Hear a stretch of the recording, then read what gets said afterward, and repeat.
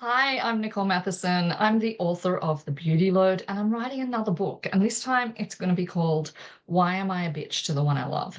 And I'm exploring different aspects of why we are bitches. And today I want to talk to you about that why, right? And a lot of people, when I ask them why are we bitches to our partners, to our husbands, why are we so mean? Why do we get so mean? Often people say to me, oh, look, it's just me, or it's just my hormones, or it's just the way I am, or it's just because we live together. It's just because I know they're going to be around all the time. But I wanted to go a bit deeper and I wanted to explore this. And I have a little Venn diagram. If you know me, if you've been in therapy with me, you will know that I love a Venn diagram. And I wanted to look at these three overlapping aspects and how they interact of the sort of causal aspects of why we become bitches. And I want to start with your stuff, right? So you come into any relationship with stuff.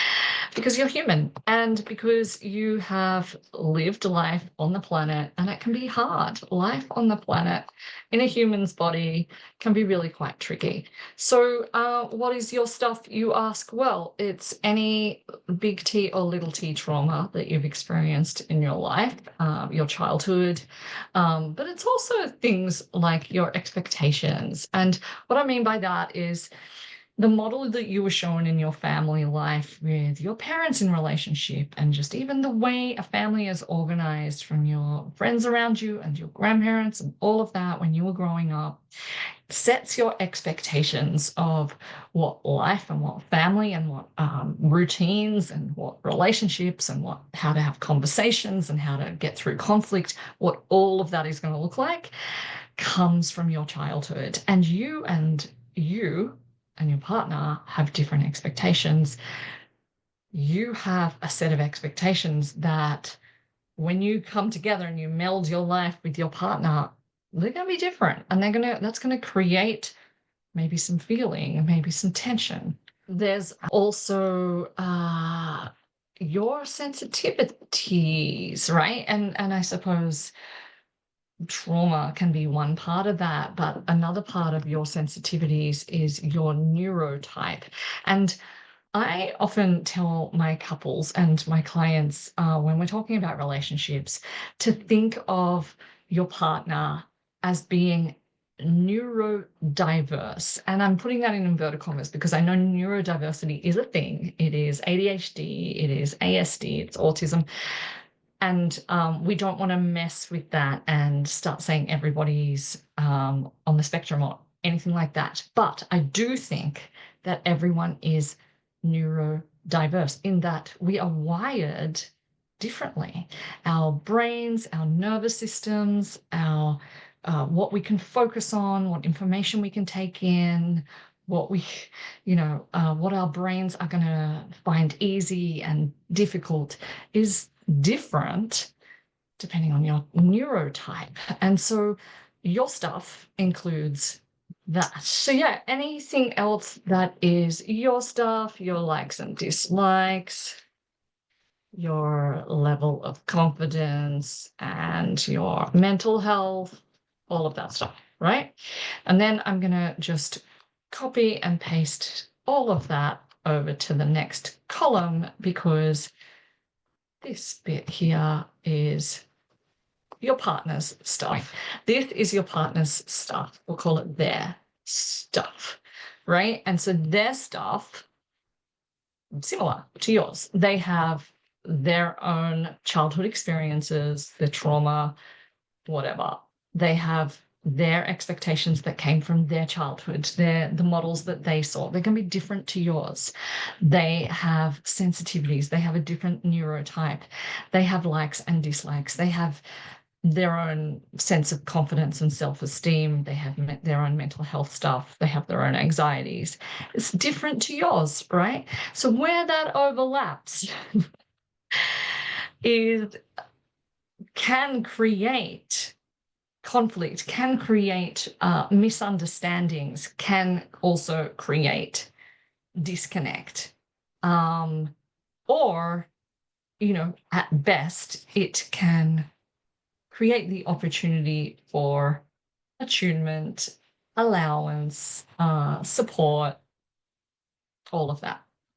Okay, now the other part of the Venn diagram down here is relationship history and hurt, right? So you have this overlapping place where your stuff meets your partner's stuff, but you also together have created a web, a life together, where in that there is a history.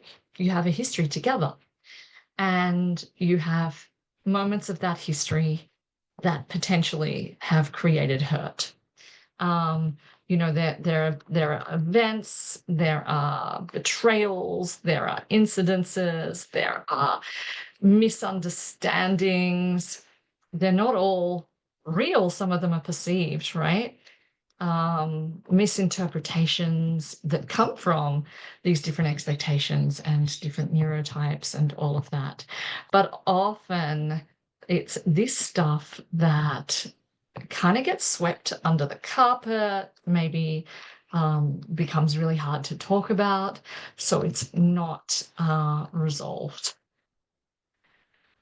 And I believe that the place where all of these overlap, so this place in here all overlaps, is where we become bitches, right? The place where your stuff meets their stuff, and there's resentment and there's disconnect, and then that meets our history and our unresolved hurts.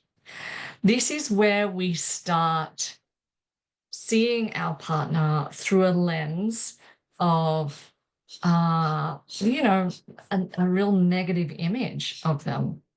It is where we start, instead of seeing, they didn't pick up the milk on the way home as just an innocent mistake, we see it as selfish, as you don't give a shit, as you don't care, because of our misinterpretations, because of our unresolved hurt, because of our resentments, because of our disconnect. And so this is the little triangle, the place where bitchy behavior comes from.